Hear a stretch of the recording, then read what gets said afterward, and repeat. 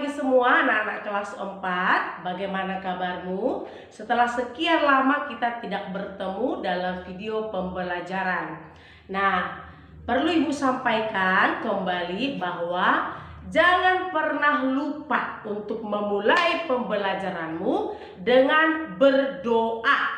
Nah, Ibu ingatkan bahwa orang yang mau belajar pagi hari adalah orang yang sudah siap, sudah bersih, sudah sarapan, dan duduk bagus sendiri, dan sudah ada buku matematika di depan, dan siap untuk mendengarkan ajaran atau apa saja yang disampaikan oleh guru. Nah, sekarang coba lihat diri kamu di rumah. Bagaimana sekarang sikapmu saat menonton video dari gurumu? Apakah sambil jalan-jalan, sambil makan-makan, ataukah kamu bahkan tidak menonton? Wah, lalu siapa yang menonton? Apa orang tua? Nggak mungkin, karena yang belajar ini adalah anak-anak kelas 4. Kelas 4, A, B, dan C. Nah, anak-anak Ibu tahu bahwa kamu sudah bosan belajar dari rumah. Nah, kamu harus ingat bahwa tidak ada orang di dunia ini yang suka pada situasi seperti ini.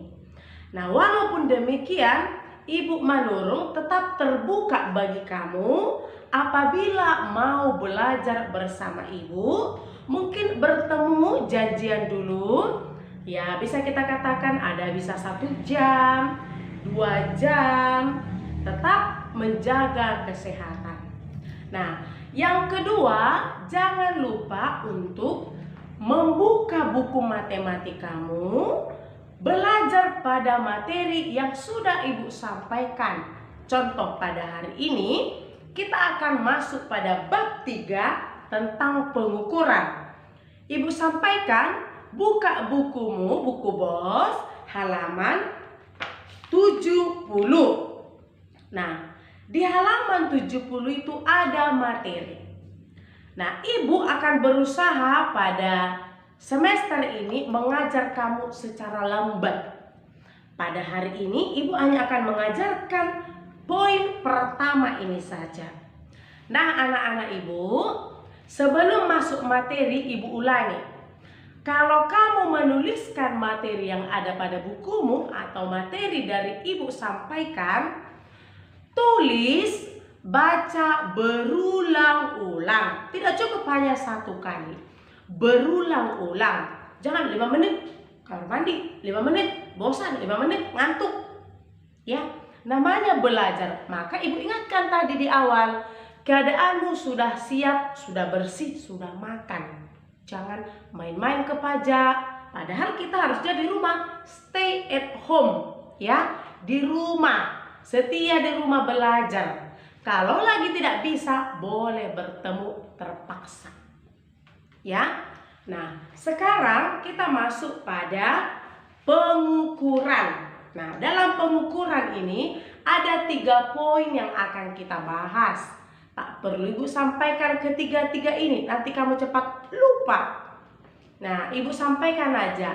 Yang akan kita bahas bagian pertama, yaitu tentang pengukuran panjang.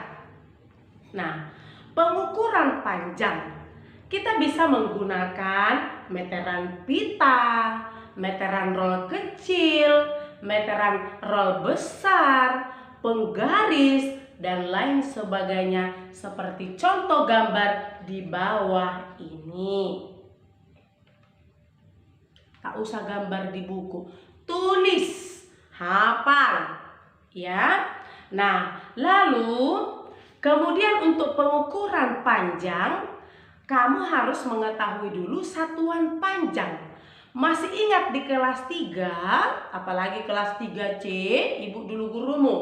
Ya, Ibu tahu bahwa kita sudah pernah belajar tentang satuan panjang, bahkan menghafal. Tapi perlu Ibu ulangi. Nah, ada satuan panjang bisa kita ketahui dengan menuliskannya dengan menggunakan tangga. tangga seperti yang di samping ini, yang bertuliskan dengan KM, HM, DAM, M, DM, CM, dan MM. Singkatan-singkatan ini dibaca dengan kalau KM kilometer, kalau HM hektometer, kalau DAM dekameter, kalau M meter, kalau DM desimeter, kalau CM sentimeter, dan MM milimeter. Nah, anak-anak ibu, akan ada nanti video yang akan ibu sampaikan. Nah, namun di akhir pelajaran nanti tugas kamu tidak yang di dalam bukumu, bukan. Tetapi ibu minta kamu menghafal perkalian dari rumah. Karena ibu mengetahui bahwa di antara kamu sudah banyak lupa kali-kali. Kalau sudah kelas 4 tidak lagi ditanya 1 kali 4, 4, 2 kali 4, 8. Bukan. Tapi harus kuis. Misalnya 7 kali 4, 5 kali 8, 6 kali 6. Jangan-jangan kamu sudah lupa. Nah, itu kamu pelajari kembali di rumah. Ya, suatu waktu, suka-suka ibu dong, nelpon kamu kapan? Ibu akan bertanya. Bayangkan ibu hanya video kamu hanya bertanya, berapa 7 kali 8? Berapa 6 kali 8? Ih, malu dong kalau tidak tahu. Lupa ya? Lupa ya? Nah, pelajari kembali. Dan ada satu video yang akan ibu minta dari kamu. Ya, yaitu hafallah satuan panjang dengan menggunakan tangga seperti tadi. Kilometer, hektometer, dan lain sebagainya. Itu harus kamu hafal. Nah, ibu sampaikan bahwa dia kalau turun tangga ke bawah, turun tangga berarti dikali. Kalau 1 tangga kali 10.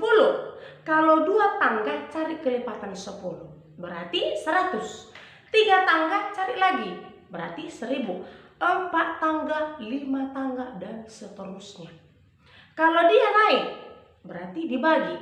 Naik 1 tangga berarti bagi 10. Naik 2 tangga berarti bagi 100. Dan seterusnya. Maka lakukanlah pembelajaran dari rumah, menghafal perkalian, dan menghafal dan memvideokan dan memberikan kepada ibu tentang satuan panjang tadi. Hafal. Lalu sampaikan nanti di akhir. Nah, kalau dia turun 1 tangga, dia dikali 10. Kalau dia turun 2 tangga, dikali 100. Kalau dia naik 1 tangga dibagi 10, naik 2 tangga dibagi 100, dan seterusnya. Video ini akan menjadi nilai keterampilan kamu dalam matematika. Selamat mengikuti video selanjutnya dan tulis hal-hal yang penting. Dan juga tulis dari bukumu, tulis lalu pelajari berulang-ulang. Selamat belajar, selamat mengikuti video selanjutnya, dan tetaplah rajin berdoa dan jaga kesehatan. Oke, selamat belajar, Tuhan memberkati. Dadah! Untuk mengetahui panjang suatu benda, kita memerlukan alat ukur panjang yang sesuai. Agar tidak terjadi perbedaan hasil pengukuran, maka kita perlu menggunakan alat ukur panjang baku. Seperti contoh yang ada pada gambar. Ada penggaris, ada meteran pita atau kain, ada meteran roll kecil, dan meteran roll besar seperti gambar pertama tadi. Nah, kita lihat sekarang cara mengukur pensil menggunakan penggaris. Pertama, letakkan salah satu ujung pensil sejajar dengan angka 0 pada penggaris. Yang kedua, perhatikan angka yang sejajar dengan ujung pensil pada sisi lainnya. Maka berdasarkan gambar, ujung pensil tersebut sejajar dengan angka 8. Jadi panjang pensil tersebut adalah 8 cm. Ingat, untuk roll kita gunakan sentimeter. Sekarang kita lihat pengukuran dengan alat ukur panjang yang berbeda. Pertama, penggaris. Penggaris dapat digunakan untuk mengukur panjang garis atau benda-benda yang ukurannya tidak terlalu panjang. Hasil pengukuran ditulis dalam satuan milimeter dan sentimeter atau inci. Digunakan untuk mengukur buku, pensil, dan pulpen. Ya, coba sekarang kita lihat bagian yang kedua.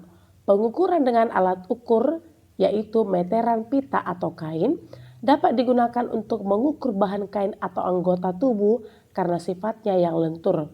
Hasil pengukuran dapat ditulis dalam satuan sentimeter atau meter. Yang ketiga adalah bisa kita lihat meteran roll kecil atau meteran saku. Biasanya digunakan oleh tukang kayu atau pekerja bangunan karena bentuknya kecil dan mudah dibawa. Hasil pengukuran dapat ditulis dalam satuan sentimeter atau meter. Hal ini biasa digunakan untuk mengukur lemari, meja, dan kursi, dan masih banyak lainnya. Kita lihat yang terakhir. Seperti gambar yang ada di sini, pekerja bangunan juga memerlukan meteran roll besar untuk mengukur tanah. Hasil pengukuran dapat ditulis dalam satuan sentimeter atau meter.